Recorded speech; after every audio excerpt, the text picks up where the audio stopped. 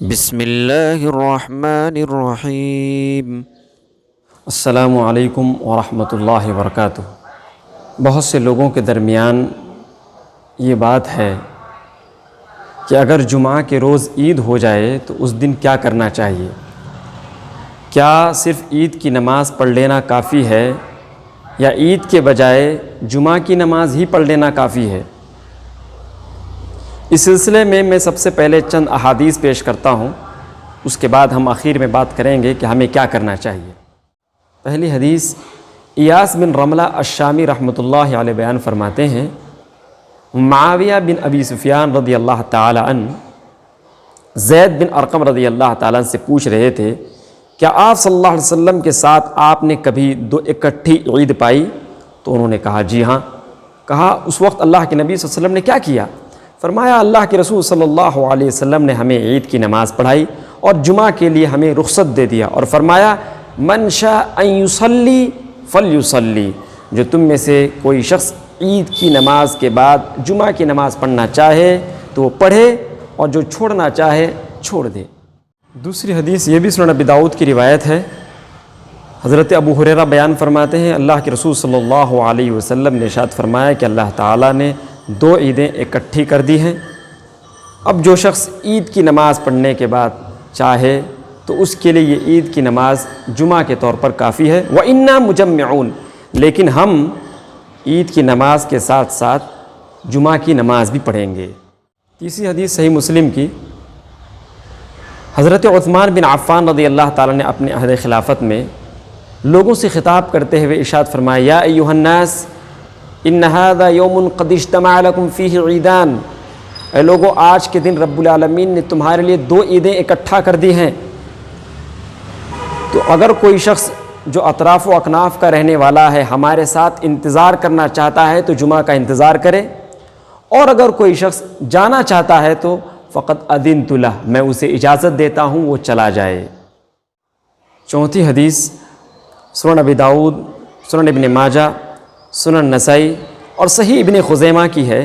وہب بن کیسان رحمۃ اللہ علیہ بیان فرماتے ہیں عبداللہ ابن زبیر رضی اللہ تعالیٰ مکہ میں ہمارے درمیان خلیفہ تھے۔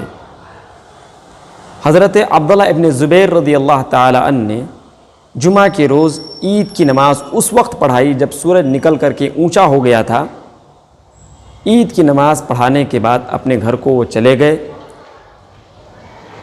عید کی نماز کے ساتھ انہوں نے جمعہ کی نماز کو نہیں ملایا تو بنو امیہ کے کچھ لوگ ناراض ہو گئے۔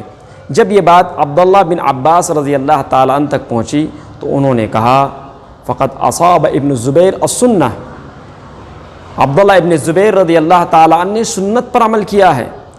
عبداللہ ابن زبیر رضی اللہ تعالیٰ عنہ تک جب یہ بات پہنچی تو عبداللہ ابن زبیر رضی اللہ تعالیٰ عنہ نے کہا رأیت عمر بن الخطاب رضی اللہ تعالیٰ عنہ، میں نے عمر بن الخطاب رضی اللہ تعالیٰ عنہ کو دیکھا کہ ان کے دور میں اسی طریقے کی دو عیدیں اکٹھا ہو گئی، تو لہذا میں نے جو طریقہ اختیار کیا فقط صنع مثل ھذا، وہی طریقہ عمر بن الخطاب رضی اللہ تعالیٰ عنہ نے اختیار کیا ہے۔